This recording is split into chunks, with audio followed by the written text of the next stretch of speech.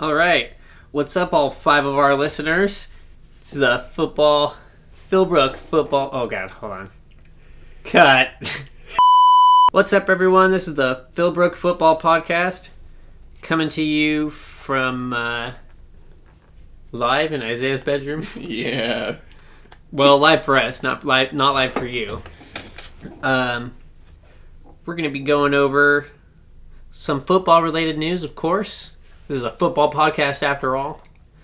And we'll start off with some recap on the games that were played last week. So just to clarify, I am pretty under the weather. I've blown my nose at least 400 times today. So I apologize if I'm a little drained in this one. I'm going to try to beast it through, though. So. Well, I mean, technically we're all under the weather, right? Like, other than people in airplanes. They're not. Okay, that was a bad joke.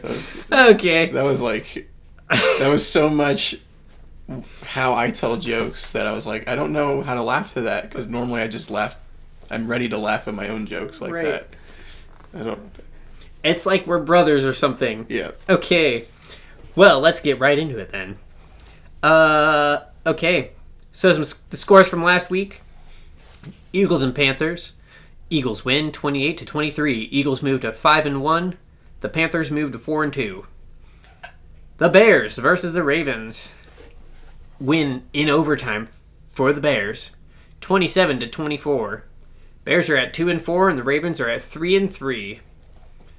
The Browns versus the Texans. Browns lost, of course, 17-33. Texans roll over them. Packers versus Vikings. Packers are only able to score 10 points. Really missing Aaron Rodgers there. Vikings score 23 and win the game. Both are sitting at 4-2 right now. In a shootout with the Lions versus the Saints, the Lions score 38 points to the Saints 52. Lions move to 3-3, and the Saints are at 3-2 now. And I just want to say real quick about that game. At one point, it was 45-7. True. And Matt Stafford brought it within one score, and then they got an interception return in the end zone to put it to 52. But he brought it to one score, but he also made it 45-7. I mean, that's very true. Mostly his team wasn't helping him much either. Yeah. The final score was not indicative of how most of the game went. The offense for the Saints just kind of gave up after they scored 40 points. Yeah. Which, I mean, can't really blame them. Most teams do that kind of thing. Anyways, so then we had a shocker. The Dolphins against the Falcons. The Dolphins win 20-17. Both teams are at 3-2 now, and Isaiah gained a few more gray hairs from this game, being a Falcons fan. Oh God, yeah. I mean, if the Seahawks lost to the Dolphins, that'd be one thing. Okay, Falcons losing isn't quite as bad, but it was really hard to comprehend. This is exactly what I was talking about with the Falcons blowing these second half leads. It wasn't just the Patriots game. It has been every game this season they struggle in the second half, and it happened against the freaking Dolphins. Isaiah's still too young to drink his sorrows away, so for now, he can just drown himself in some, I don't know, what do you like to drink, man? Other than water, is that it? And will are two different things. I like to drink soda. Well, not anymore. I like to drink juice and milkshakes and smoothies. You like teas? But will I drink them? Not really. I will drink water all the time. All right, there you go. Well, it's on record. On record, a water drinker. Oh, what a weirdo. I know. So let's move on from that before I make Isaiah too sad. Patriots versus Jets. 24-17. Jets lose. They moved to 3-3, and the Patriots moved to 4-2. What's crazy to me is that the Jets could have been 4-2 and leading the division after that game, but it didn't happen. Almost did. Almost. 49ers versus Redskins. 49ers lose 24-26. Wait. Are you telling me that the originally owned 5 49ers just lost another game? Oh, yeah. What? They're 0-6. Although I did read that they're the best 0-6 team that there has ever been. So they have that going for I would agree with that. They literally lose by like 2 points every week. Oh, yeah. They're yeah. If they could just play a little bit better on defense, they'd be winning games, but they're just not there yet. Buccaneers versus Cardinals. Cardinals win 38-33. Jameis Winston feels the wrath of the Ryan Fitzpatrick curse. Yeah. I don't know if for those of you who don't know, every team Ryan Fitzpatrick goes to where he is the backup, the starting quarterback has gotten injured during the season, thrusting him into a starting role. It happens every single team that he's been with. You can look it up, but there was a couple years ago when he was in New York. When he came to New York the first year, Geno Smith gets punched in the chin. Yep. Breaks his jaw. Fitzpatrick comes in. And has the best season of his life. Has the best season of his career. And then even before that, I know that he was with the Bills? Texans? I think it was Texans. Was it the Texans? I think it was the Texans. Okay. Who cares? I know. Yeah. Either way, I don't know. It's kind of scary though. Honestly, I don't know what's going on there. But now the Buccaneers moved to 2-3, and the Cardinals are at 3-3. Thanks to a great performance by Adrian Peterson. We'll get more on that later. Rams versus Jaguars. Rams win 27-17. Rams move to 4-2, and the Jags are sitting at 3-3. Steelers versus Chiefs.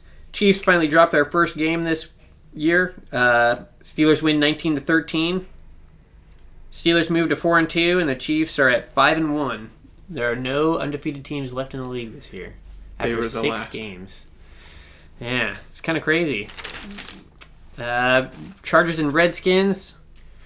Chargers win 17-16. Both teams are sitting at 2-4 right now. Not looking good for the Raiders. Giants versus Broncos, another upset. Giants win 23-10. Broncos are sitting at 3-2, and the Giants get their first win, sitting at 1-5. Colts versus Titans. Titans win 36-22, thanks to Mariota coming back and not having to start Matt Castle anymore. Yep. Titans go to 3-3, and Colts are sitting at 2-4. That AFC South division is kind of crazy right now. It seems like it's getting mighty competitive. It seems like it feels like this happened last year too, where the Titans were seemingly the front runner until Mariota got hurt, and then they didn't have a chance with Matt Castle. And the same thing seems to be happening this year, where when Mariota's playing, they do really well. Oh, yeah. And when he's out, that team falls apart. So, as do most teams that lose their starting quarterback, but yeah, they look dreadful with Matt Castle. Yeah, I really don't understand why that guy still has a job. He is like the most intriguing quarterback ever to me, to be honest. He has been a backup his whole career. Like, it's insane to me. Like, even back in college, he didn't even start. I don't even think he started any games. He played behind Matt Leinart, and I guess I wasn't really paying attention to football around this time, I guess, but from what I've read, he played well in garbage time, and so somebody picked him in the 7th round. Oh, the Patriots picked him in the 7th round.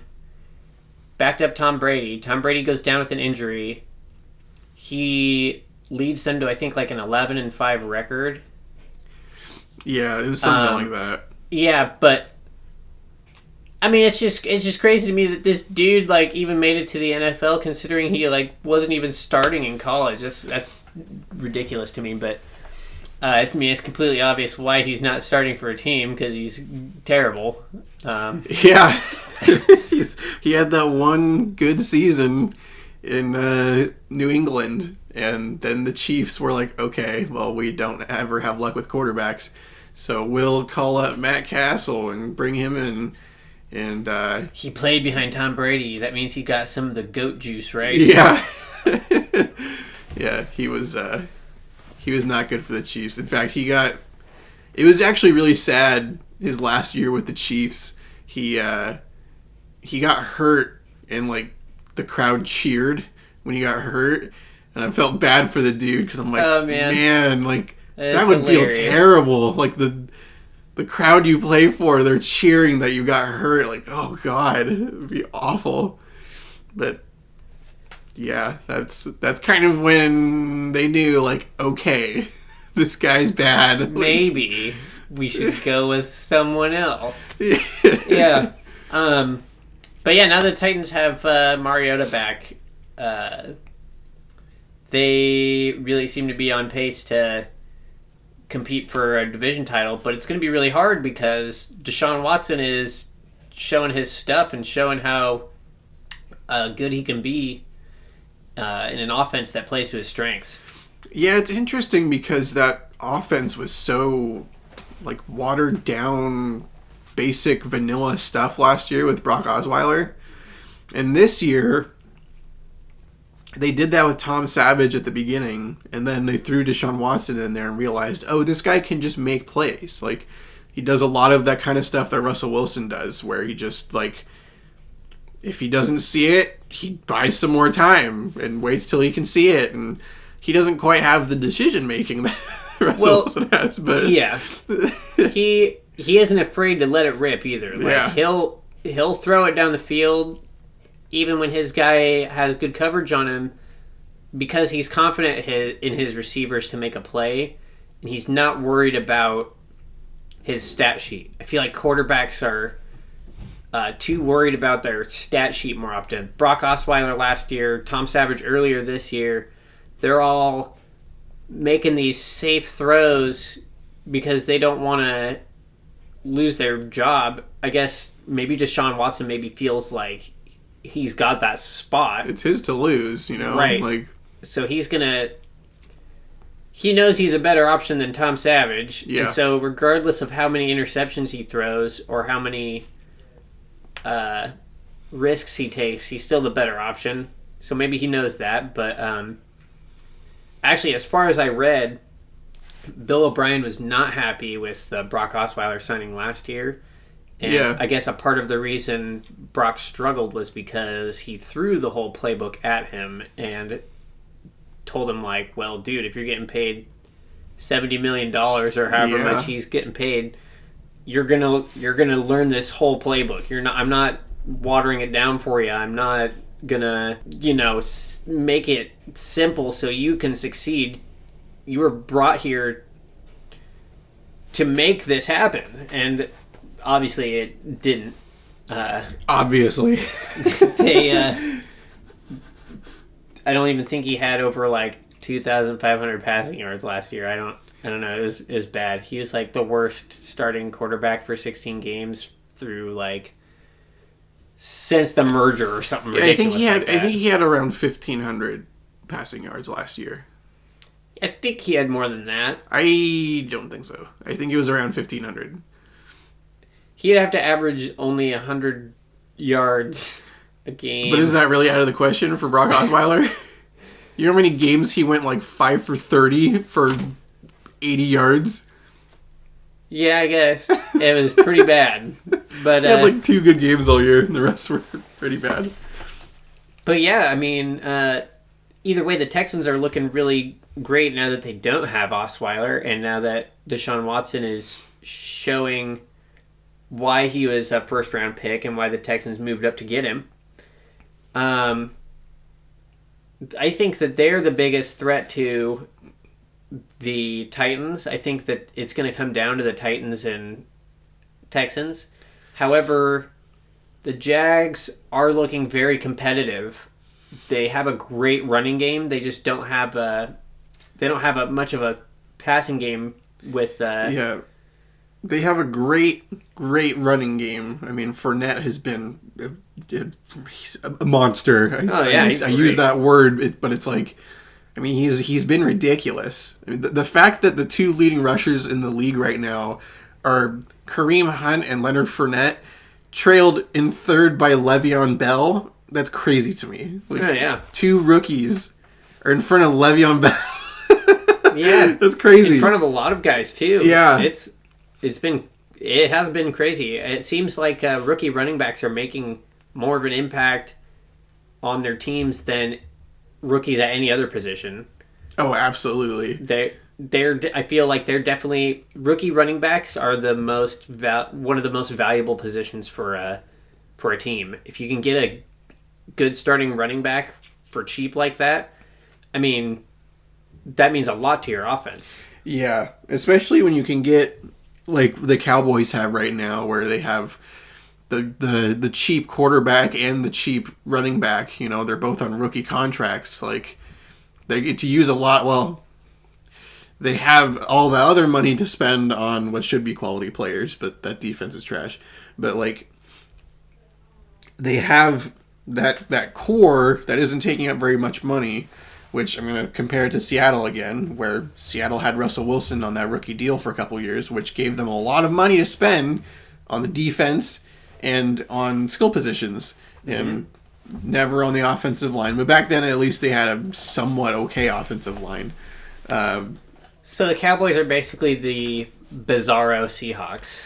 Kinda. Like, they spend all their money on offensive line and no money on defense. Yeah. And just hope that raw rookies and young unproven players can bolster that defense, which is kind of how Seattle looked at their offense. They were hoping for rookies or unproven guys to come in on the offensive line or even at the other skill positions and just make an impact for the team. And luckily it turned out well for them, and it doesn't look like it's turning out very well for the Cowboys so far, at least this year. It worked out for them last year just fine, but it seems like teams are kind of figuring out what the Cowboys are trying to do on offense. Yeah, I mean, transitioning just away from the AFC South into the NFC East for a little bit here. That division, the Cowboys, like you're saying, they absolutely have gotten figured out, like to a T. It has become the load the box against Ezekiel Elliott game. It's like when Adrian Peterson was in Minnesota. It's like load the box and force their quarterback to win the game for you. Dak Prescott can't do that. Dak Prescott can play well, but he's not going to win the game for you by himself.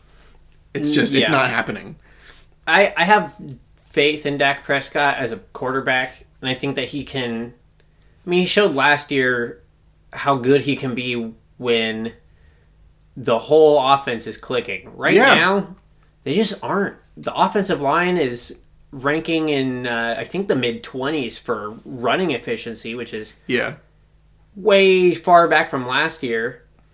I'm not sure exactly what the issue there is, other than maybe Lyle Collins isn't as great as everybody thought he would be stepping into Ronald Leary's spot. Yeah. I think Ronald Leary was maybe underrated because of those three guys that were holding it down. Say more undervalued than underrated, per se.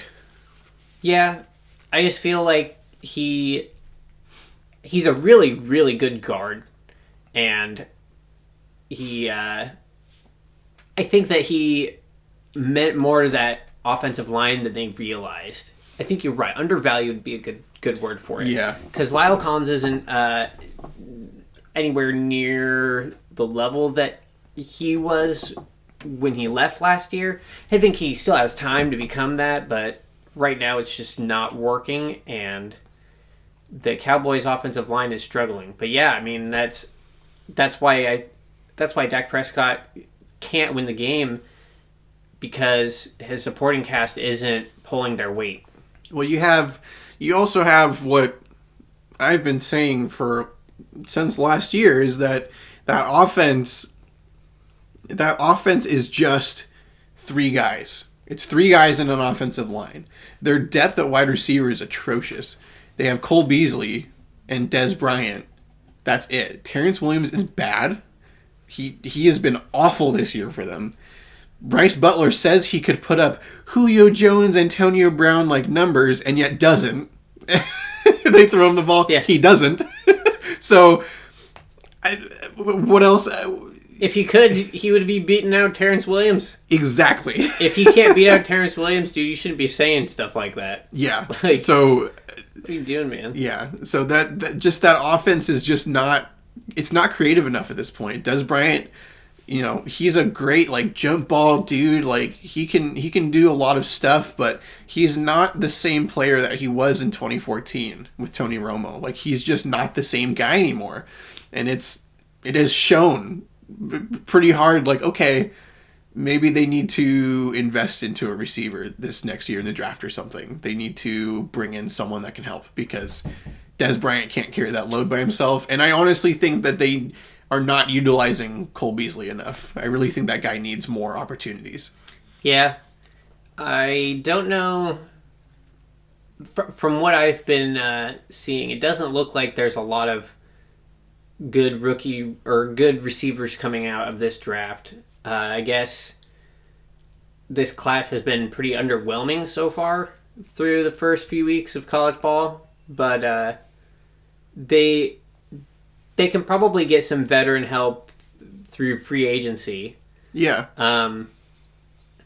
It doesn't have to be anybody spectacular either. It just has to be someone better than Terrence Williams across from Des Bryant. Terrell Pryor's on a 1-year deal right now. I don't remember if Alshon Jeffrey is. I think he's on a 1-year deal. Although I would expect Alshon Jeffrey to come back to Philadelphia if he stays healthy. If he stays healthy, yes, of course. But I would expect him to come back if he's healthy because he's thriving in that offense.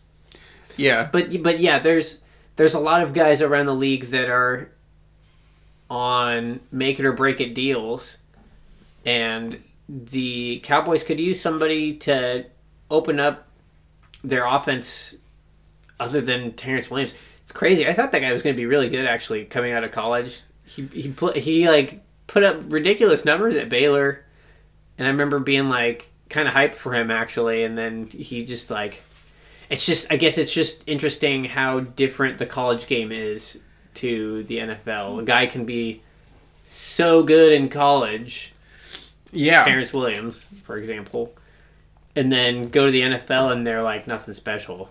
It actually happened a few years ago with one of my favorite players from college, Michael James. I mean, he was that guy was ridiculous in college, and I thought he was going to be great in the NFL. I thought he would be an awesome speed back or returner, or at least, but he just fizzled out, I guess. I don't know. Yeah, he just couldn't figure it out in the NFL, which was unfortunate because he was so good in college. Yeah. But, that's just, it happens. We see it every year. There's guys that come in and you're just like, this dude's going to be a monster, and they don't do anything. Look at this quarterback class these last 2 years. It's been like they don't rate any of these guys as like really that good. They're like, they're like first round picks because there's nothing better, right? Well, then you got Carson Wentz over here, like front runner for MVP at this point. Yeah, like you got Jared Goff, who has progressed really well into his second year. Yeah, go figure. It's the Jeff Fisher effect. Yeah. Like, I will make your quarterbacks look terrible. That's his like motto. I'm pretty sure. I will beat the Seahawks. I will stack your defensive line and just make your quarterbacks look awful. Imagine if Sam Bradford had got a different coach. Yeah, imagine Sam Bradford in this offense, man. Oh yeah, with Todd Gurley, Sammy Watkins, like, that'd be great. Oh yeah, but anyways, yeah. That's it's to your point. Yeah, even like Dak Prescott playing really well. Deshaun Watson, everybody was trying to hate on him. I don't know why. Honestly, I thought that was like, I just kind of kept my mouth shut because people are gonna try to hate on anyone during the draft, especially. But I mean, he did everything that you want a guy to do coming out of college: make big time throws, beat big time teams, play close games, have great stats, intangibles, be a great character. It's like everybody was like, "Oh, he only threw the ball 49 miles an hour. He's gonna be awful." Yeah. Like, oh my God, yeah. Let's just ignore all the other stuff that he did throughout his whole career at Clemson. And God. Yeah, the people just ignored the fact that the dude's a winner. Like, that guy knows how to win games. Like, you can get these other guys all you want. You can get 1-year starter Trubisky all you want, but like, Deshaun Watson's the best quarterback from that draft class, and all the people that understood football said that. They should have known it, yeah. Yeah, and the other people that said Trubisky is the most NFL ready, Mahomes is the most NFL ready. First of all, no Texas Tech quarterback is the most NFL ready. Okay, don't even with me with that. Okay, Mahomes he'll get there. Do not tell me he's the most NFL ready. Okay. Second of all, you're really gonna tell me that the 1-year starter from North Carolina is the most NFL ready over the dude that just beat Alabama in the national championship? Are you kidding me? Yeah, and it's not like Watson was carried by his team either. I mean, he carried them. Yeah. Like, I mean, sure, their defense was great, but I mean, he was definitely no slouch. I mean, yeah, man, I don't know. I couldn't believe that people were rating him so low. That was crazy to me. But yeah, you're right. It's like they want to make it seem like the quarterbacks coming out aren't that good or something, so that way maybe we're surprised when. I guess it's a whole conspiracy, man. They want them. It's just to draw viewership. They're like, make these quarterbacks sound bad so that when they play really good, we get these ratings or something. I don't know. It's probably not that, but I mean, but it is really crazy watching all these quarterbacks come out and play really well as rookies. It's really surprising, and I think it's kind of a product of coordinators playing to the strengths of college teams. You see tons of teams now playing out of the shotgun, playing in a spread, implementing a lot of those schemes to kind of help the players. Most teams in college are either running some form of a spread or have no quarterback and have to run the ball constantly. Right. Like it's really hard to find they either run the spread, team. The triple option, or they're in the SEC and they just run it. Right. Yeah. That's basically how it goes. Nobody scores any points. It's all defense. Yeah. Yeah. I think coordinators have kind of stopped trying to, fit square pegs into round holes, and instead they're kind of shaping their offenses more towards the offenses that are being ran in college, so that way these players adapt to their schemes a little better. Well, yeah. I mean, that's what you have to do when you get a guy and you say this is going to be our guy, and then you try to force him to do something he can't do. 9 out of 10 times, it's not going to work out. Thankfully, a guy like Mariota in Tennessee just figured out the pro-style offense because the dude's a friggin' genius. But like, it doesn't happen with everyone. Like, it just doesn't work for everyone, and you see it with running backs. DeMarco Murray goes to Philadelphia, does nothing. He had one good game in his year in Philadelphia. Goes to Tennessee, where all of a sudden it's here's the scheme that fits what you do, right, and he kills it. Like, it's all about making your scheme fit around your players, and if you're not going to do that, then get players that fit in your scheme. See, I feel like, going to the Philadelphia thing, I feel like Chip tried to get players that would fit his scheme, but I don't really know what he was. I don't know.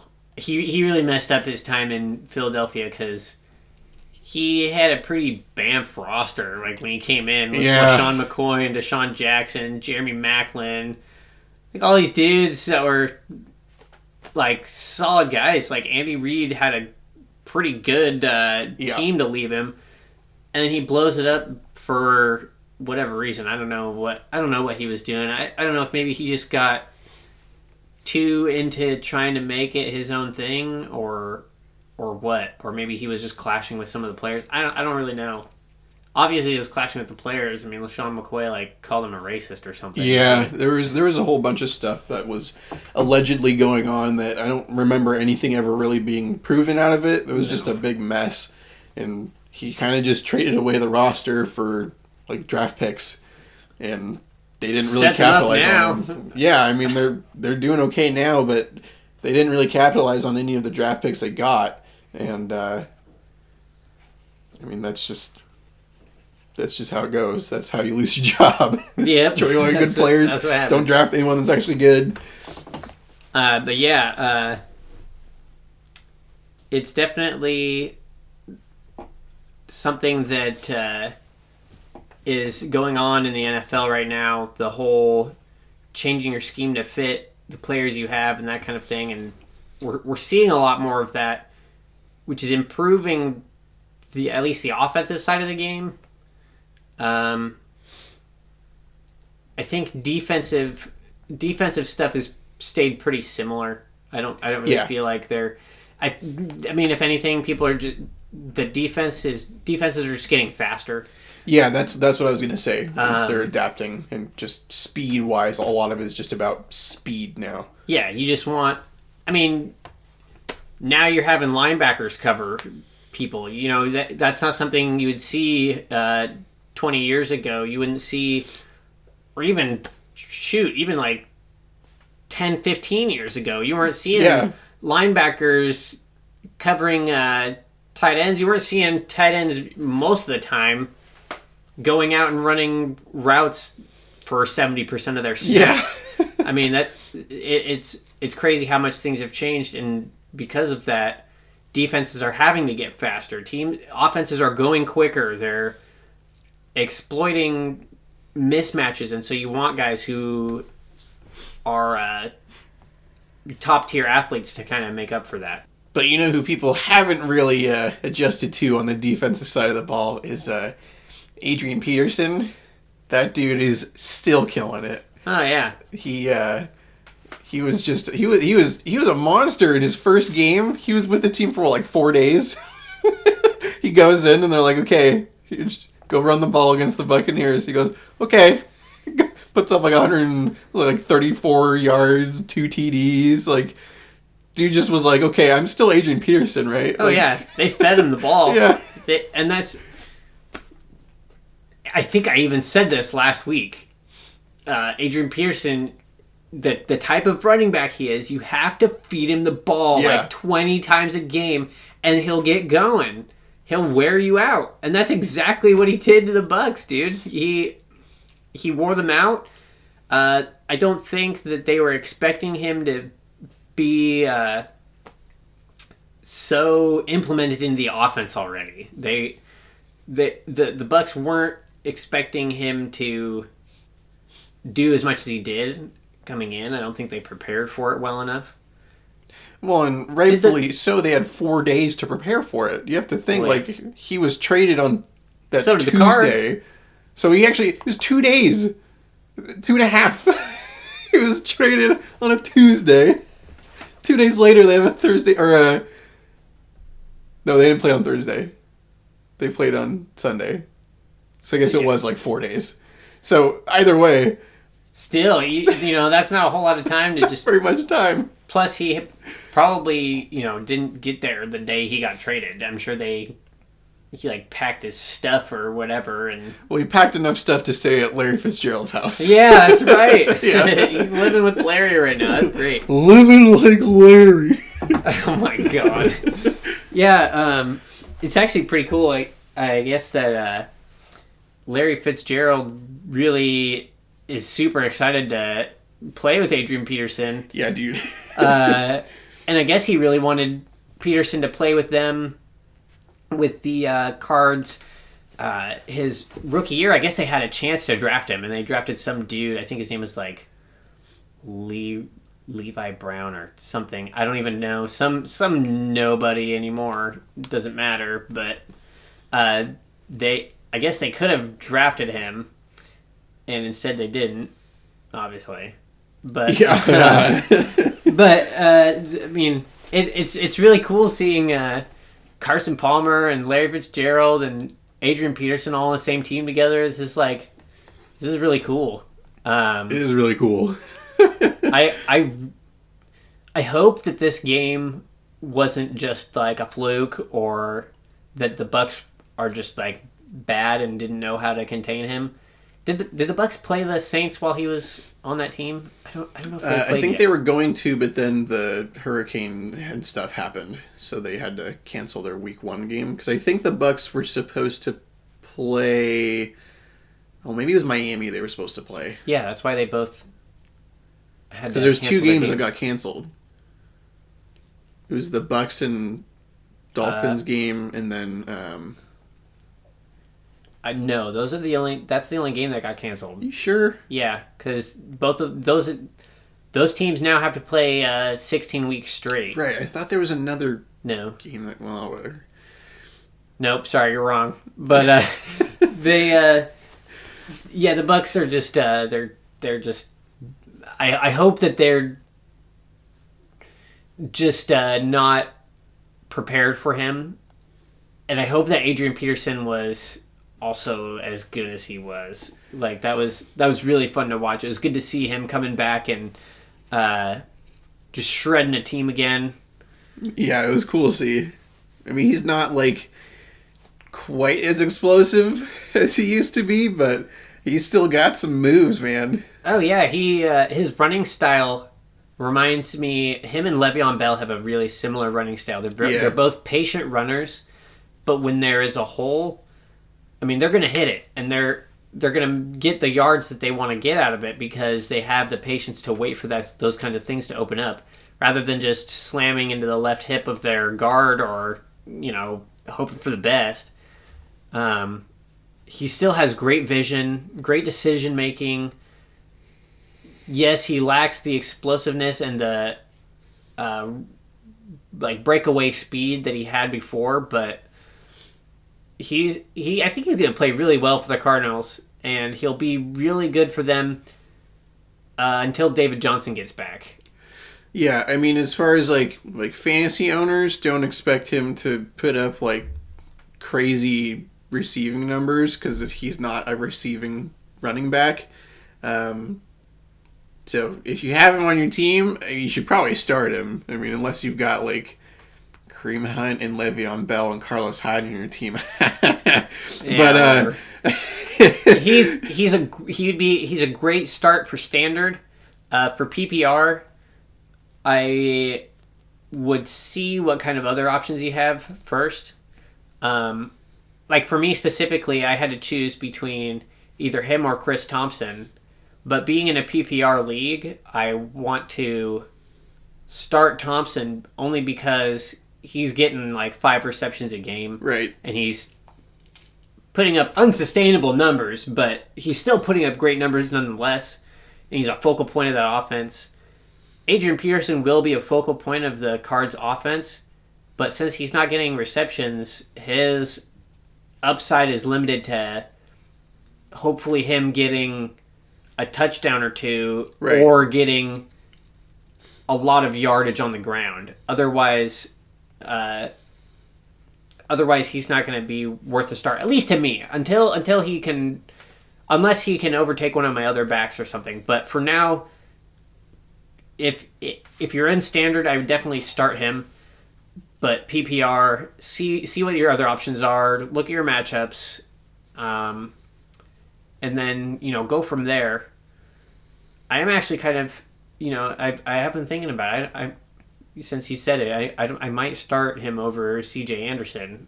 I'm not sure yet. Yeah, I'm saying it right now. Just, and you can quote me. You can be mad at me if CJ Anderson goes off, but like I am not. If I had CJ Anderson still, I'd not be starting him at all. Like, even though he's playing the Chargers, okay.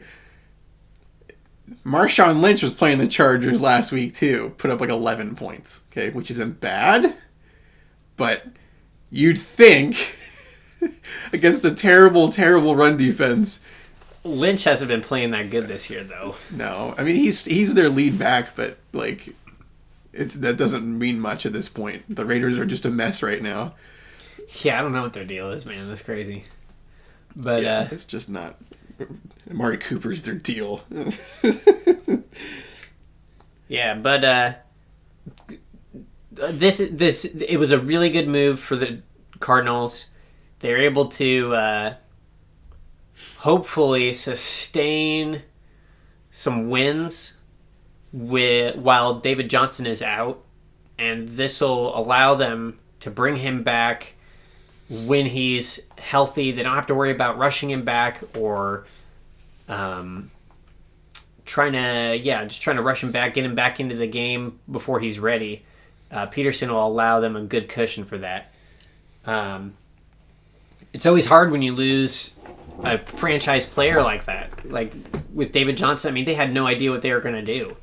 They tried Andre Ellington back at running back, and then they tried Kerwin Williams, and he was god awful. They brought in Chris Johnson again. He was just bad again. Yeah, still he's just old.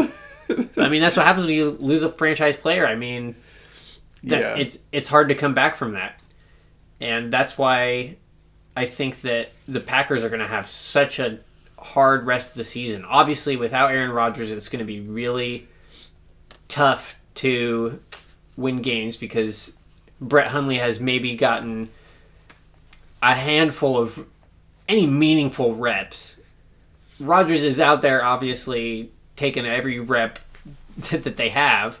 Yeah. So Hundley's going to have to play catch-up on getting this offense going, and it's going to be difficult for them.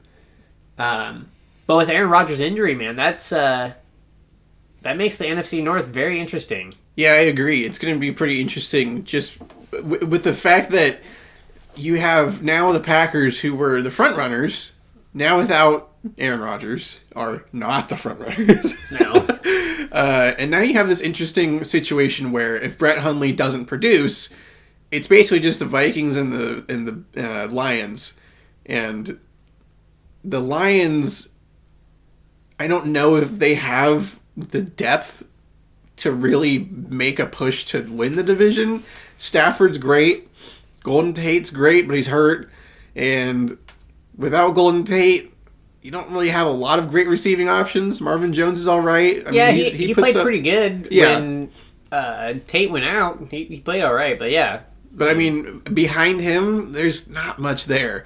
So Kenny Golladay, though. Kenny Galladay's been hurt all year, dude. Like, except for the first game, he had 2 touchdowns. Yeah, and then he's hurt all other times. Okay, I drafted the dude. So just think, though, if he comes back, 2 touchdowns a game, man. Yeah, no. All right, well, either way, you then have to look at not the Bears because they suck, but you have to look at the Vikings, where if they have, even with Case Keenum, if Stephon Diggs can come back, they have the advantage as far as the NFC North goes. I don't really see them winning with Case Keenum and without Dalvin Cook. I don't see maybe more than 10 wins, but I still think they win the division. They're going to win the division with whoever they have at quarterback, honestly. Yeah. The Vikings have the best roster in that division. Most complete by far. Oh, yeah. I mean, without a doubt. I mean, of course, a quarterback is the biggest has the biggest effect on a team, whether they're good or bad. But they have the best roster by far. There's none of the other 3 teams come even close, in my opinion, to what the Vikings have. They are also getting Bridgewater back soon. He's been cleared to play. He actually took a handful of first-team snaps in practice earlier today, which is Wednesday. He took some first-team snaps. He's on a snap count right now in practice. But if he can come back and play well for them and get the chemistry with his receivers, he'll definitely start for that team over Case Keenum. They'll want to see what Bridgewater can bring back and how he can look after coming back from such a terrible injury. Yeah, I think as far as like production goes, I don't think this year there'd be a huge difference with Bridgewater in the lineup, just because he hasn't played in so long. Like, it's going to take a little bit for him to really get back into the motions of playing in the NFL. But I do agree that they are by far the most complete roster in the division, and they have the best supporting cast to help carry maybe some subpar quarterback play. Yeah, maybe I'm just a little too into the Vikings, but I feel like they could bring Christian Ponder back and still win the division. Like, I don't know about that. Their defense is just so spectacular, man. They have such a great defense. It's good. And I mean, if a safety could somehow win MVP, it would be Harrison Smith this year, man. That guy is great. I know Earl Thomas is awesome. He's been great this year, no doubt about it. But if you look at all of Harrison Smith's rankings, where he ranks in pass defense, in run defense, in tackling efficiency, he is number 1 or top 3 in all of those categories. He's playing lights out this year. He's amazing. He's very good. And I mean that whole defense is very good. I mean, Everson Griffin has looked like a freaking monster this year. And yeah, that D line is just insane. Yeah, it's so good, and it's backed up by a much improved secondary and a good linebacking core. I mean, they have everything they need on that defense. It's all about everyone communicating, but they have all the talent they need. Yep. Yeah, it'll be interesting to see how that plays out for the NFC North. I think that the Vikings will be able to take it, but the Lions are a dark horse. I think if Stafford can turn it on and kind of carry that team the way that that he can, I think that they could maybe swoop the division. But we'll see. We'll see how that goes. We're getting short on time here, so why don't we start looking at some of next week's games? Yeah, I was about to say, on that note, talking about the NFC North, who do you think is going to win this week between the Vikings and the Ravens? Between the Vikings and Ravens, definitely I'm pushing more towards the Vikings. Ravens just haven't looked very good at all. They've ran the ball okay, but they're not getting any help from Joe Flacco or the passing game. Yeah, I think it's going to be a defensive battle for sure, but the Vikings offense is just better than the Ravens, so I would definitely take Minnesota in this one as well. Just starting at the top of the list here with Thursday night's game, we have the Chiefs and Raiders, which was supposed to be coming into this week, a really crazy good matchup, but the way this year has been so far, it's not looking like it's going to be that great of a matchup. Well, it's crazy because they still only have KC winning by 3 points, but I think that they could blow out this team. Oh yeah. If their defense plays like they played the first few weeks of the season. Like, I honestly feel like last week was kind of an outlier for Kansas City. They had to lose one eventually, honestly. I don't think they were good enough to go undefeated the whole year, but so they're going to drop one at some point. They're probably going to drop a couple more that they maybe should win, but yeah, this game shouldn't be. I don't think Oakland's defense is anywhere near Pittsburgh's defense. I think they're going to have a really hard time slowing down the Kansas City offense. Yeah, and even then, as far as an outlier goes, the Steelers have kind of had the Chiefs' number for the last couple years, just for the last while. It's the Steelers have had a lot of success against the Chiefs, so I mean it's not really super surprising that the Steelers pulled that one out. So, but I think you're right that Kansas City really could run away with this game quite literally. Their running game. I'm definitely taking the Chiefs in this one. Yep, same here. I have no doubt that the Chiefs are gonna have the best chance to win this game. I don't know what's going on with the Raiders, man. I guess I feel like teams are just exposing their defense at this point, and their offense can't find any consistency. Derek Carr hasn't been playing very well. Look to see. I think Kansas City's going to win this game, and Raiders will continue to struggle until they find some consistency. Agreed.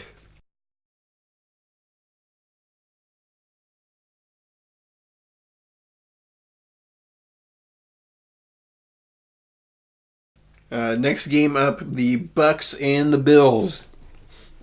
I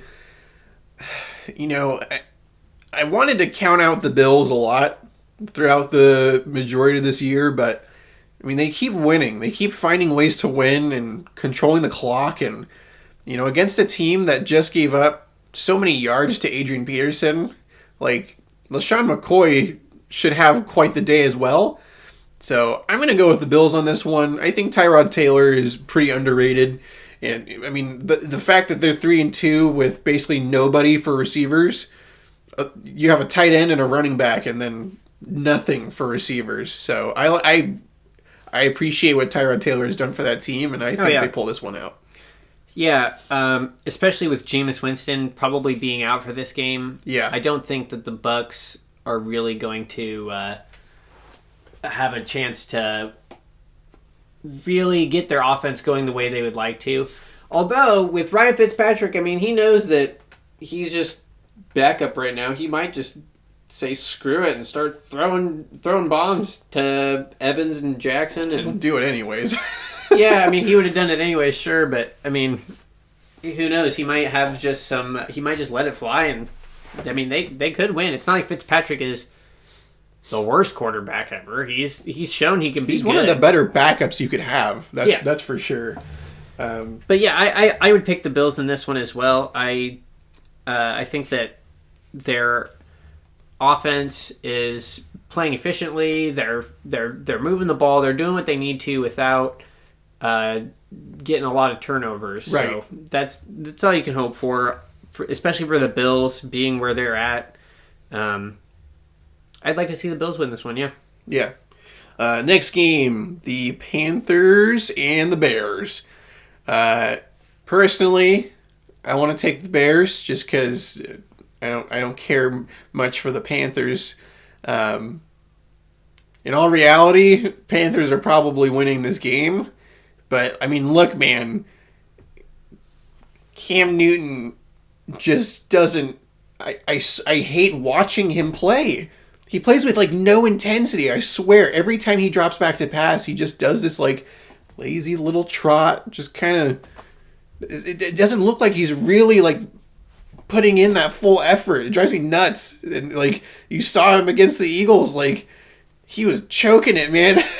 Just some of those interceptions were terrible. So I want to say the Panthers win this game, but if Cam Newton comes out and just kind of lazily does his thing, I wouldn't be surprised if the Bears steal one.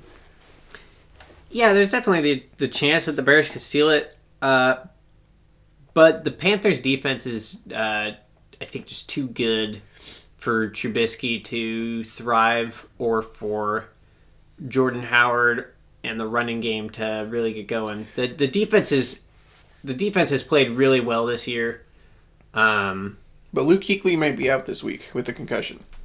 I guess he actually avoided getting a concussion. Really? They pulled him out before, or just to make sure that he didn't sustain a concussion. And it sounds like he missed out on that. So it sounds like he will.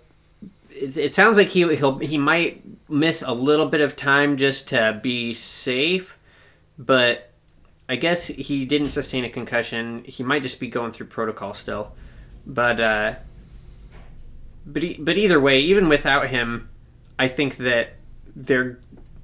I really think that Carolina is going to win this game. They haven't allowed a 100-yard rusher all year, and that's pretty impressive, especially considering that teams have been able to capitalize on turnovers that the offense is giving them.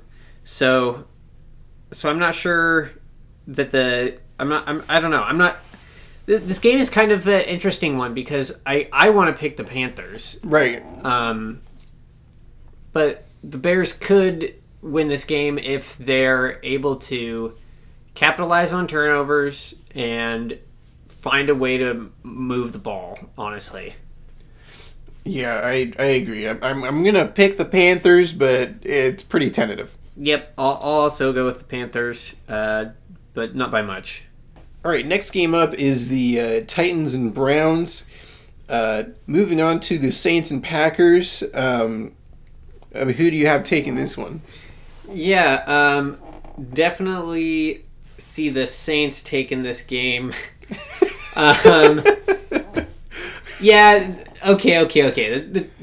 Let's be honest here. The Titans are going to win this game against the Browns. Until the Browns prove otherwise, they're losing every game this year. Yeah, we're not. I ain't picking the Browns for anything. Yeah. Next question. Yeah, next question. Saints and Packers. I think the Saints are taking this game. Yeah, I mean, Drew Brees is going to be able to pick apart that defense. That defense is just not good enough to carry that team while Aaron Rodgers is out. And New Orleans has actually been playing okay defense. You wouldn't know it last week because they gave up 38 points, but the offense really gave up last week. If you watched the game, the defense was on the field for a lot of the game, and they made the score the way it was. Yeah. They had 2 pick sixes, a couple sacks, fumbles, a fumble recovery. Yeah. I mean, that defense actually played pretty well, and they're not playing as terribly as they have been for the past 3 years. Probably because they got rid of freaking Rob Ryan. That guy's so bad. Only reason he's got a job in the NFL is because his daddy's Buddy Ryan. But I seem to have lost my scores. Either way, whatever you got. I feel like Saints easily take this one, unless Brett Hundley goes nuts. It should be a good game to watch, though, especially for fantasy purposes, because it'll be interesting to see what Brett Hundley can do against the Saints defense, which is probably about middle of the pack right now. It's gonna be a good test. It'll be a good test for him. Yeah, we'll see what he's capable of doing against a defense that's not top tier, but definitely not a slouchy defense either. It's not gonna. It's top 20 at this point. Yeah, which is, I mean, much more improved for the Saints than what they've had. So yeah, I'll pick the Saints for this game. Agreed. All right. Next game, Jaguars and Colts. I'll let you start this one off. Yeah, I think the Jags are going to take it just because the Colts defense is so bad, and the Jags defense is great. The strength of the Jags is their pass defense, and not so much their run defense. And Indiana has barely any running game. Right. Granted, they're playing from behind a lot, so they're forced to pass more. But either way, they haven't found any early success running the ball either. So unless Frank Gore can have and Marlon Mack can have some kind of insane outlier game, I just don't think it's going to happen. I think it's going to be kind of a not so great game to watch. No. I'm not going to watch this game. I'll look at the box score and see that Leonard Fournette ran for 200 yards. It feels like a 19-12 kind of game. Some kind of scoregami. Yeah, just some weirdo stuff. Yeah, I don't know. It's gonna be it's not gonna be good. But yeah, I'm picking the Jags. I just think the Colts are gonna come in last in that division. Agreed. All right, next game, the Cardinals and Rams, which should be a good one. Oh yeah. That's actually hard because before last week I would have probably picked the Rams. Yeah. But with the emergence of Adrian Peterson, like we were talking about earlier, it really adds a new dynamic to that offense. So, and that Rams run defense is in general for the Rams is pretty exposable right now. So,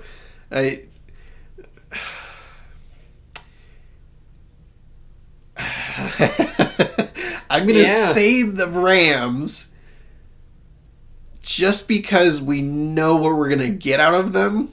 We still aren't completely sure what Adrian Peterson's going to bring to the table every week.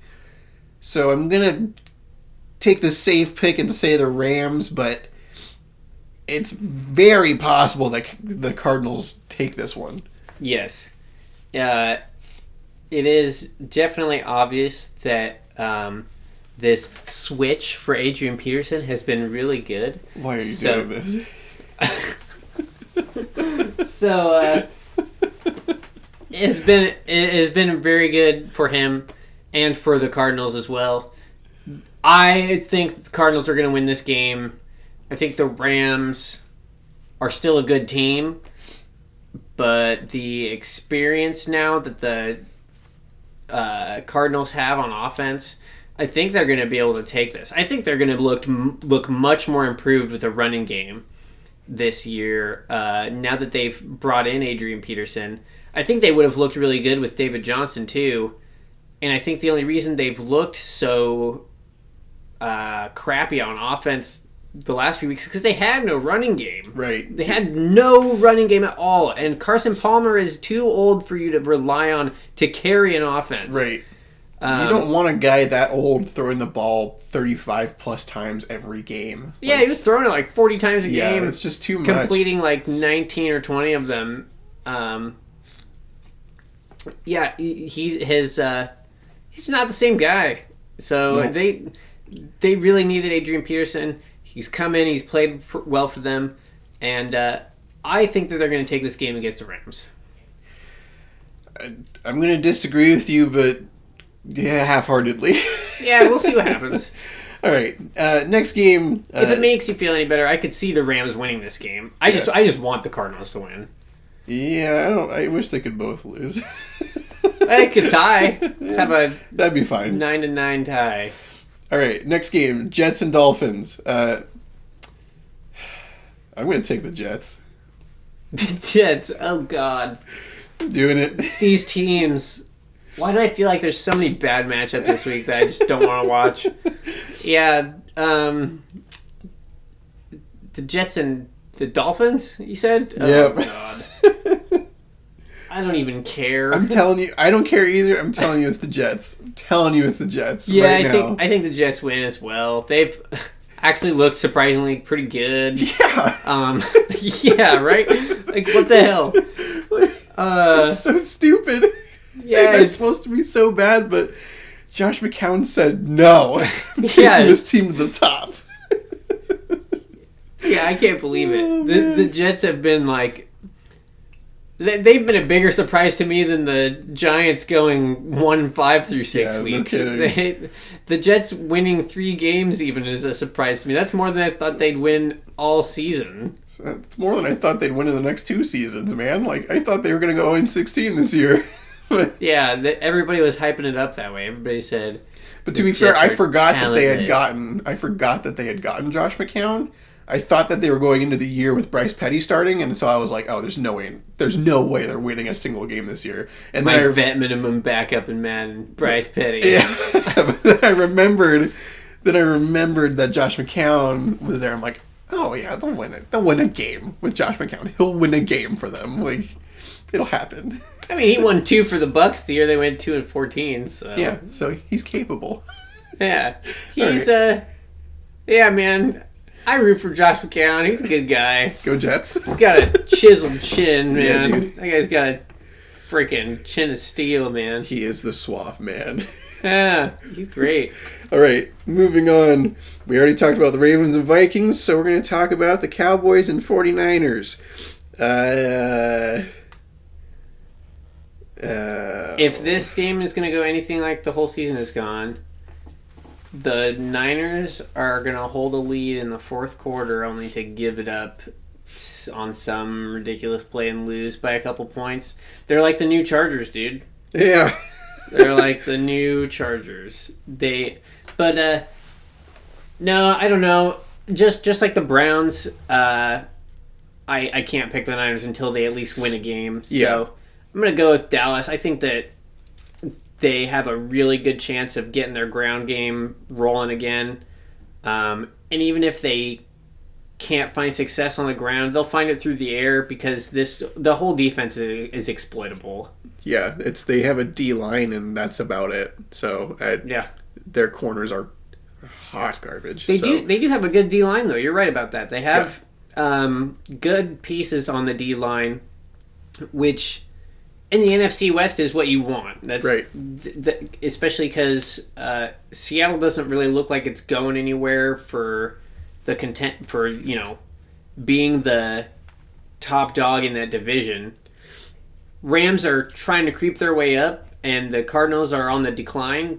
But the Niners know that the only way they're going to win against Russell Wilson and the Seahawks is to beat that O-line, which, I mean, admittedly isn't that hard, but they have to show up. They have to show up, and they have to play with intensity from the beginning. 49ers, they have good pieces on the defensive line, so that's good for them going forward. But this year, I mean, it doesn't mean much considering they can't do anything else. Yeah, no, I don't see them pulling it out this week. I'm going to take the Cowboys. Yeah, as well in this one. I'll take the Cowboys too, but it will be intriguing to watch rookie CJ Beathard. Or Beathard or whatever. Beathard or however you pronounce it. I don't freaking know. Beat hard. That's my favorite way to pronounce it. Whatever way you want to say it, it will definitely be interesting. Or you just call him Sunshine. I guess that's what they called him at Iowa. There you go. Yeah, whatever. Taking the Cowboys on that one. Yep, Cowboys. All right, so next up we have the Seahawks and the Giants. Trap game. It's a freaking trap game. I could see it. The Giants did prove they could win a game. Okay, they played against the Broncos and did it. Now, I will say, Seattle has consistently played well in New York. It's where they got their Super Bowl. So, they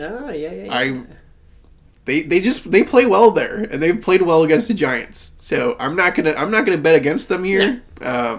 I don't think the Seahawks are just gonna come in and, after what the Giants just did to the Broncos, I don't think the Seahawks come in and say, well, we're better than the Broncos, so we can just be lazy and whatever. Like, no, like they're gonna come out firing, and they're really just gonna be like, okay, let's just put this game away early. It helps that they're playing at New York as well. That kind of helps teams feel that intensity, because when they walk out on home field, everybody's cheering for them, people are calling their names, and they think, oh yeah, we're the man, we got this. And then the Giants came in and beat the Broncos. I mean, Broncos thought they were, nice and tough against them, but I mean that they came out and didn't stop them for the first what was it, 3 quarters or something like that. They didn't stop the Giants from scoring points, and they couldn't put up points of their own. But yeah, I think that Seattle will pull this game out because they're coming off their bye week. They've had plenty of time to prepare. I'm sure they were all watching the Broncos and Giants game. Yeah. And I'm sure they've been breaking down that film for the last few days. So I think Seattle can win, but the reason I say it's a trap game is because it's a supposed to be a quote bad team. They have no receivers or anything on offense going for them, but they just beat the Broncos, who supposedly have this great defense on par with up in the top 5 with Seattle. But I just feel nervous about this one for some reason, and maybe it's just the inner Seattle fan in me always being nervous about every single game. Every game you get nervous because you're like, you know what, this could be the game like last year against the Buccaneers where we put up 5 points. Like, yep, it could be that. We don't know. So I think we're both picking Seattle here, but yep. Oh, I always pick Seattle. You never know. All right, next game. We have the Steelers and the Bengals. This is, I think, going to be the field goal orama of the week. I think this is going to be the 15-12 game where Chris Boswell kicks 5 field goals. Boswell on waivers. If he's on waivers, I might pick him up instead of Zerline. Honestly, this feels like the field goal game this week for me. It really does. It's just Roethlisberger. I don't know, man. Like he's all right, but he is definitely at least in the top 32 of quarterbacks. At least in the world. Yeah, in the world, there might only be 31 other quarterbacks that are better than him. Maybe. Either way. I mean, here's the thing, okay? All right, lay it down. Cincinnati defensively tends to play well against people in their division. Preach. Outside of their division, they play like hot poo-poo garbo. But like, in their division, they do all right. Hot poo-poo garbo, people. Yep. It's Write it down. Hashtag it. Tweet it out. So... God, I love pretending like we have hundreds of listeners and stuff like that. It just makes me feel like... Yeah, Dad, make a Twitter. So, I mean, I don't know. This one could go both ways, I think. I feel inclined to pick the Steelers. It could go both ways. Just because A.J. Green is such a mismatch issue for everyone. And well, they have... AJ Green kryptonite and Joe Hayden, so yeah. they'll just throw him on. That's the only reason they picked him up. They were like, all right, if you can at least play decent as our third corner for most of the year, you're the number 1 corner against AJ Green, though. You know how to stop him. All he does is stiff arm him. That's all he does. Yeah. I was watching a video, actually. Joe Hayden, like... it presses him and then just like shoves a hand into his chest every play and then just gets him off his route and Andy Dalton can't adjust or something. I don't know. But go figure. Yeah, go figure. Andy Dalton doesn't know how to adjust. Has to have perfect teammates to be good. Yeah. Yeah, I'll pick Steelers. Their defense is too good to really allow the Bengals to get moving. Yeah, I agree. Steelers should win this game. Moving to the last trio of games here, we have the Broncos versus the Chargers. That's actually it sounds like it'll be a decent game. Yeah, it shouldn't be too bad. Chargers just stole a win against the Raiders in like literally the last second with a field goal. Last second. Yeah. Who kicked that field goal? Who's their kicker now? I know they got rid of Young Ho. Yeah. I don't even know who their kicker is. I don't know, dude. Like, for the longest time, I thought they still had Josh Lambo, but apparently not. So. Oh man, yeah, I don't know who they have. Whatever, he's clutch. So there's that. Yeah. But yeah, Broncos. I honestly are probably going to win this game. I think they're going to be really mad at themselves for losing that game against the Giants. And I know it sounds cliche that they'll come out and play with like a vengeance or play with a chip on their shoulder or whatever, but it really is true. I mean, they're all professionals. They're going to be mad that they let themselves lose that game and play as bad as they did against a Giants team that is really struggling. I just think that the Broncos are going to probably do everything they can to win this game, and I think they're going to come out and play really well defensively, which is something they didn't do last week. They didn't play very well defensively. So they should come out refocused against a Charger team in division. They have to be focused. They have to know that the only way they're going to compete with Kansas City is if they can keep winning their division games. That's what they have to do to keep pace with Kansas City in the division. Just keep winning their division games, and then we'll see how it goes at the end of the year. I picked the Broncos though. Yeah, I agree. I'll pick the Broncos. I think that defense isn't going to come out and be like it was against the Giants. So, all right, my favorite game this week coming up, Falcons versus Patriots. Whoa, Isaiah's favorite game this week is a Falcons game. I'm so surprised. Well, hey, if the Seahawks were playing the Patriots, that'd be my favorite game no matter what. Those games are always awesome. Oh, yeah. But listen, man. This is where the Falcons make their statement, okay? Against the worst defense in the league. Listen. All right. I'm listening. The Falcons, right now, everyone's doubting them. Even myself a little bit. I'm like, okay, Steve Sarkisian, I don't think understands NFL offenses. He probably does. He's probably just... Oh, I was good. Never mind. I'm not going to go there. So, here's the... Okay.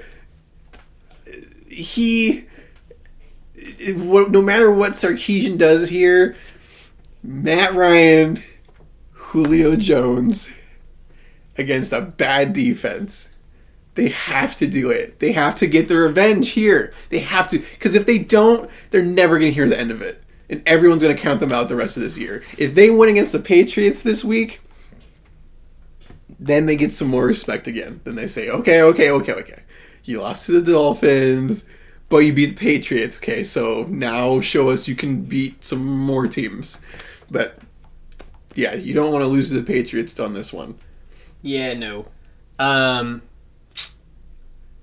I don't know what's going on with the Patriots defense. I don't know why they're so terrible. They're supposed to have like such a great secondary with McCourty and Gilmore and Butler. They have no pass rush. That's what's wrong with them.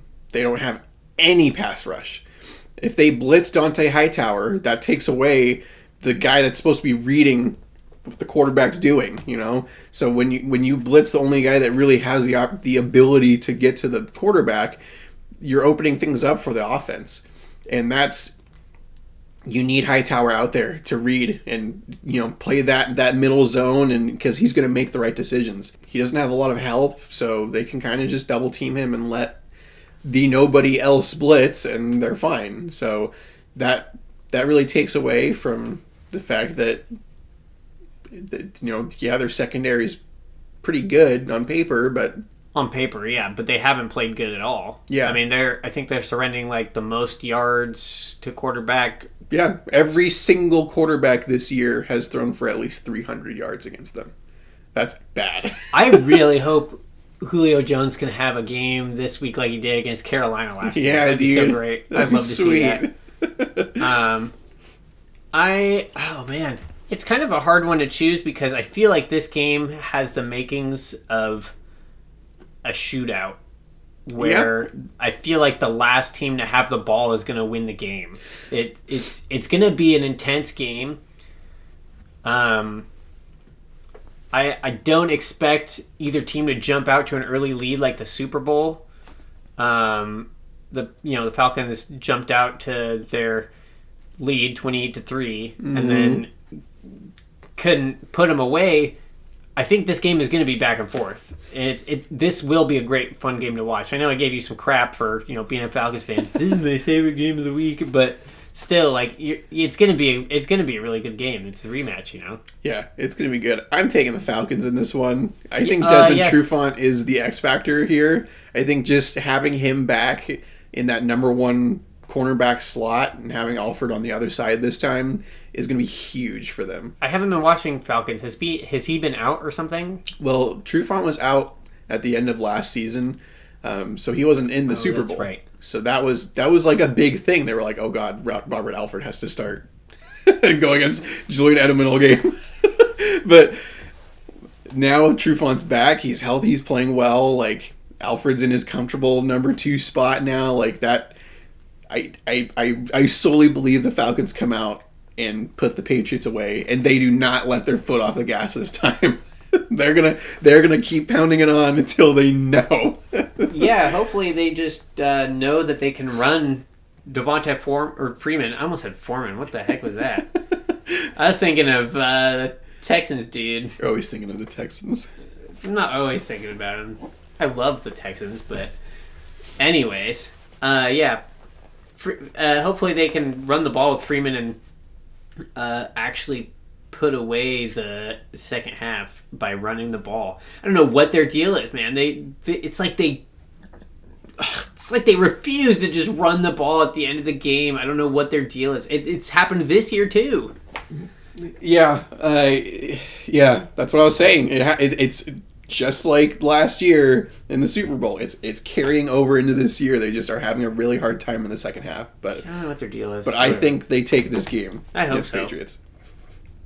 All right, last game, Eagles and Redskins. Should be another great game on Monday night.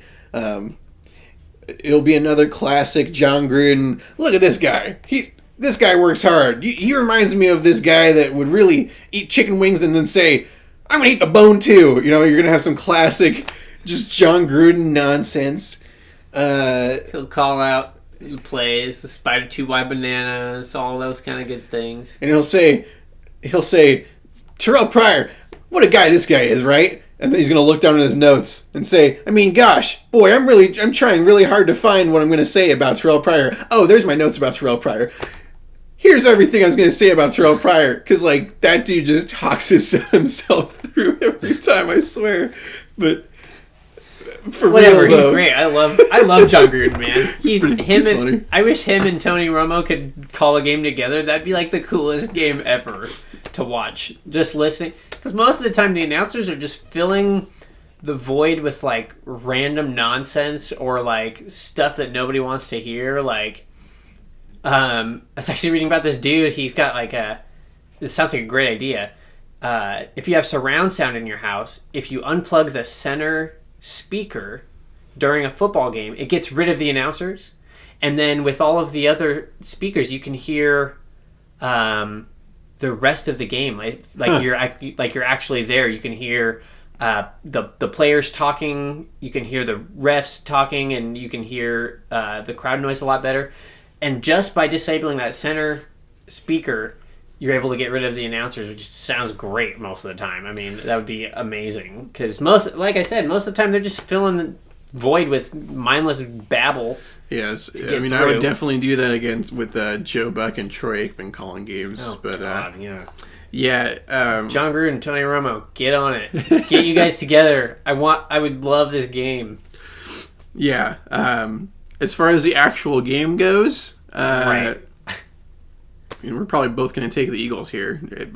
Nobody's counting the Eagles out at this point. Oh, yeah. Eagles are rolling. Yeah. There's the only team that stopped them is Kansas City, who's also the number 1 team in their conference. Yeah.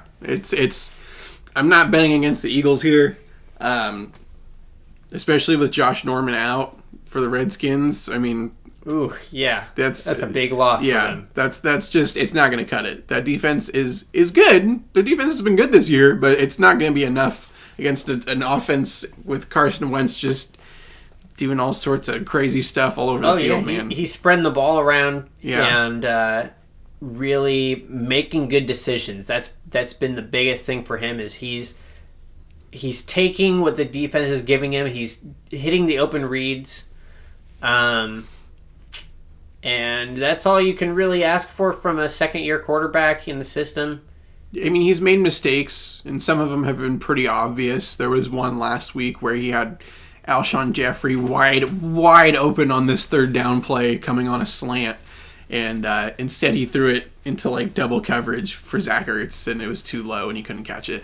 But, like, he immediately saw it. He went to the bench and, like, looked at it and was immediately like...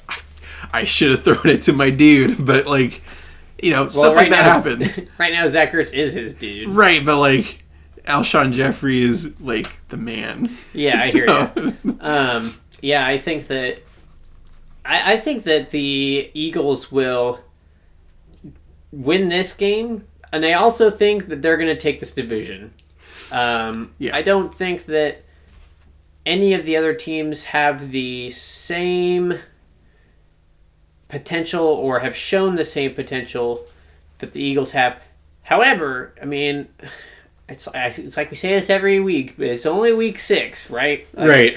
It's only not even halfway through the season yet. And this time around last year, the Vikings were undefeated. So they were 5-1 last year at this point. Right. So you never know. I mean, they were looking like they were going to roll into the Super Bowl too. So you never know with the landscape of the NFL as it is today. But I feel pretty confident that the Eagles are going to win that division and have a chance to maybe even snag a first-round bye if they can win 12, 13 games. It'd be great to see them do that. I don't know if the Eagles are going to get 13 wins. They're pretty good. Why not? I don't know if they're going to get 13. I could see 12. 13 just... I don't know, man. I don't know if the Eagles are going to get 13. 13 is a good... I mean, how many... Didn't the Hawks go 12-4 the second year with Russell? They went 13-3 the year they won the Super Bowl. Oh, well, there you go. But that was with one of the best defenses of all time. Like, that defense in 2013 Yeah, but this offense for the Eagles is way better than the offense for Seattle. Their defense is not. No, but my point is that they're balanced with two good sides. They're good on both sides of the ball. I would say very good on both sides of the ball, actually. Yeah, that defense isn't like elite across the records of all time and stuff like that. They're good though. They're good enough that they can compete that they're going to compete in the playoffs. They're going to compete they could compete in the Super Bowl. Yeah, it's just this lack of playoff experience is just kind of what worries me. I mean, Seattle, they were coming off of a year where they went to the playoffs and won a playoff game and then almost came back and beat the Falcons. So they went into that next year with playoff experience under their belt. And even from the year before that, when they beat the Saints with the Beastquake game, that was some playoff experience too. So they had some playoff experience going in. This Eagles team, it's like none of those players have playoff experience. It's just we'll see what happens. It's just the playoffs are just like they're intense, man. Well, there's a few players who have playoff experience, but you're right, not like roster wide or anything like that. Right. So either way, yeah. This week, taking the Eagles should be a good game, though. Yeah, I'm excited to watch the game. I like watching the Redskins. They're a fun team to watch. Yeah. I just really hope Chris Thompson keeps putting up ridiculous numbers. He'll stay in my starting lineup. Yeah. But anyways, that seems to wrap it up for the games, and it's probably going to wrap it up for us as well. I had a really long day today. I'm like looking forward to going home and going to bed. And gotta wake up again early tomorrow, so that's great. But yeah, I'm like I keep wiping away this snot that's leaking out of my nose. I'm holding it together. Okay, I want to finish the podcast. You did good, man. You did just fine. Oh god, but that is Yeah, that wraps it up for us. So make sure that you leave some comments or something. I don't even know who watches these right now, but if you're watching it, even if there's something you didn't like feel free to just comment on it. I would love something. I would love to see any interaction with whoever's watching these videos. That'd be great. Even if it's just like a thumbs up, that's cool. Or even if it's a thumbs down with some poop emojis. I don't care. Just give me something. Yeah, and anything helps. Feedback is just, we love it, and if you comment, we'll make sure to get back to you, and we'll say who it is commenting. Put a little hyphen and say Cameron or whatever. But yeah, we'll get back to you.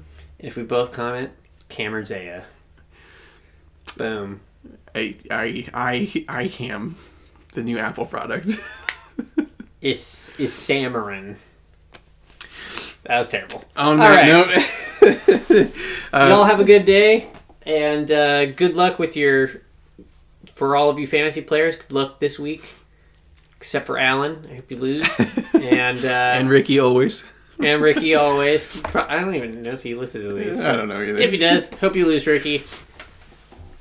But that's all we have for you this week. So thank you for watching the Philbrook Football Podcast.